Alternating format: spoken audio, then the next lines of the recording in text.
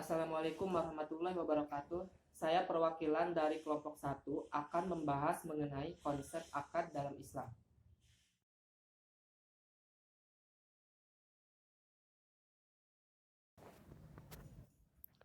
Pengertian dan dasar hukum akad dalam Islam. Akad berasal dari bahasa Arab al-aqd yang berarti perikatan, perjanjian, persetujuan, dan pemufakatan.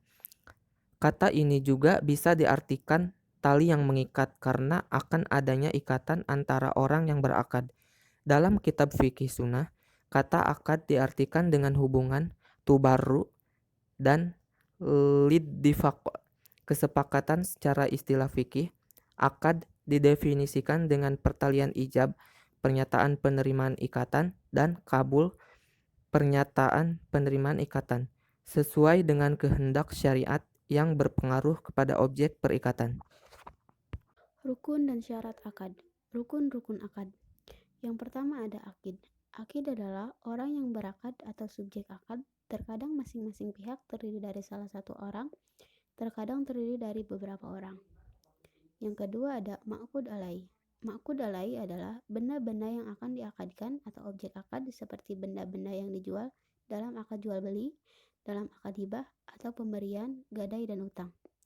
Yang ketiga ada maudu al-akid. Maudu al-akid adalah tujuan atau maksud mengadakan akad. Yang keempat ada sigat al-akid. Sigat al-akid yaitu ijab kabul. Ijab adalah ungkapan yang pertama kali dilontarkan oleh salah satu dari pihak yang akan melakukan akad, sedangkan kabul adalah pernyataan pihak kedua untuk menerimanya. Dan pengertian ijab kabul dalam pengalaman dewasa ini ialah bertukarnya sesuatu dengan yang lain sehingga penjual dan pembeli dalam beli sesuatu terkadang tidak berhadapkan atau ungkapan yang menunjukkan kesepakatan dua pihak yang melakukan akad. Syarat-syarat akad. Yang pertama, kedua orang yang melakukan akad cakap bertindak atau ahli. Yang kedua, yang dijadikan objek akad dapat menerima hukumnya. Yang ketiga, ijab itu berjalan terus, tidak dicabut sebelum terjadi kabul, maka apabila orang berijab menarik kembali ijabnya sebelum kabul, maka batalah ijabnya. Macam-macam akad ada dua. Yang pertama akad sohih dan yang kedua akad tidak sohih. Akad sohih adalah akad yang telah memenuhi rukun-rukun dan syarat-syaratnya. Hukum dari akad sohih adalah berlakunya seluruh akibat hukum yang ditimbulkan akad itu dan mengikat pada pihak-pihak yang berakad. Kemudian akad tidak sohih adalah akad yang terdapat kekurangan pada hukum atau syarat-syaratnya, sehingga seluruh akibat hukum akad itu tidak berlaku dan tidak mengikat pihak-pihak yang berakad. Kemudian akad sohih dibagi menjadi dua macam oleh ulama Hanafiyah dan Makiyah, yaitu akad batil dan akad fasid. Akad batil adalah akad yang tidak memenuhi salah satu rukunnya atau ada larangan langsung dari syara. Misalnya, objek jual beli itu tidak jelas atau terdapat unsur tipuan seperti menjual ikan dalam lautan atau salah satu pihak yang berakad tidak cakap bertindak hukum. Nah, akad fasid adalah akad yang pada dasarnya disyariatkan, akan tetapi sifat yang diakadkan itu tidak jelas.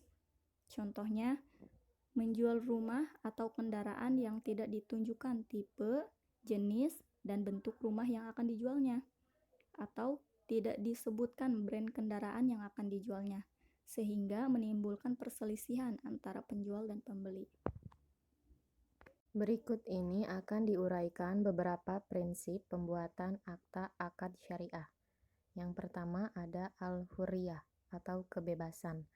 Asas ini merupakan prinsip dasar dalam hukum perjanjian Islam, dalam artian para pihak bebas membuat suatu perjanjian atau akad.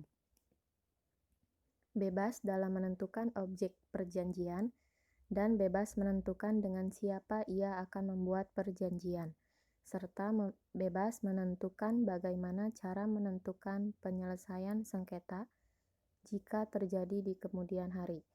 Asas kebebasan berakad di dalam hukum Islam dibatasi oleh ketentuan syariah Islam. Dalam membuat perjanjian ini tidak boleh ada unsur paksaan, khilafan, dan penipuan. Dan yang kedua ada musawamah atau persamaan dan kesetaraan. Asas ini mengandung pengertian bahwa para pihak mempunyai kedudukan yang sama, sehingga dalam menentukan term dan condition dalam suatu akad atau perjanjian, setiap pihak mempunyai kesetaraan atau kedudukan yang seimbang. Oleh karena itu, dilarang penentuan isi akad atau sepihak berdasarkan kemauan pihak yang kuat posisinya. Yang ketiga ada al-adalah atau keadilan. Adil adalah memberikan atau meletakkan sesuatu dengan proporsinya atau tempatnya. Keadilan dalam Islam mendapatkan penekanan dalam banyak ayat Al-Quran dan hadis Nabi Shallallahu Alaihi Wasallam. Atas dasar prinsip keadilan, para pihak dalam pelaksanaan akad dituntut untuk melakukan yang benar dalam pengungkapan kehendak dan keadaan. Keadilan juga menuntut para pihak menerima hak dan melaksanakan kewajiban secara berimbang sesuai dengan prestasi dan kompensasinya. Di samping itu, pelaksanaan akad harus senantiasa mendatangkan keuntungan yang adil dan seimbang, serta tidak boleh mendatangkan kerugian bagi salah satu pihak. Yang keempat yaitu ar-ridho atau kerelaan. Prinsip ini menyatakan bahwa segala transaksi yang dilakukan harus atas dasar kerelaan antara masing-masing pihak.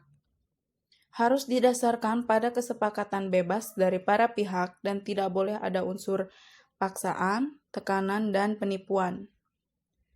Yang kelima yaitu asyidik, kebenaran atau kejujuran, bahwa di dalam Islam setiap orang dilarang melakukan kebohongan dan penipuan. Karena dengan adanya penipuan atau kebohongan sangat berpengaruh dalam kebebasan perjanjian atau akad. Perjanjian yang di dalamnya mengandung unsur kebohongan atau penipuan memberikan hak kepada pihak lain untuk proses perjanjian akad tersebut. Yang keenam yaitu Alkitab tertulis, bahwa setiap perjanjian hendaknya dibuat secara tertulis. Hal ini penting dilakukan untuk kepentingan pembuktian jika kemudian hari terjadi sengketa. Dalam Islam, ketika seseorang membuat akad atau perjanjian dengan pihak lain, dianjurkan untuk dituangkan dalam bentuk tulisan dan diperlukan kehadiran saksi-saksi.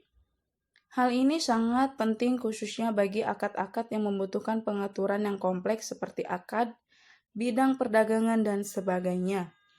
Pembuatan perjanjian secara tertulis juga akan sangat bermanfaat ketika di kemudian hari timbul sengketa terhadap alat bukti tertulis mengenai sengketa yang terjadi. Kesimpulan, akad didefinisikan dengan pertalian ijab, yaitu pernyataan penerimaan ikatan, dan kabul, pernyataan penerimaan ikatan, sesuai dengan kehendak syariat yang mempengaruhi kepada objek perikatan. Pencantuman kata-kata yang sesuai dengan kehendak syariat. Maksud bahwa seluruh perikatan yang dilakukan oleh dua pihak atau lebih tidak dianggap sah apabila tidak sejalan dengan kehendak syara. Dalam hukum dilakukannya akad dalam Al-Quran, Surah Al-Madinah ayat 1. Berdasarkan ayat tersebut, dapat dipahami bahwa melakukan isi perjanjian atau akad itu hukumnya wajib. Cukup sekian dan terima kasih. Kurang dan lebihnya mohon maaf. Wassalamualaikum warahmatullahi wabarakatuh.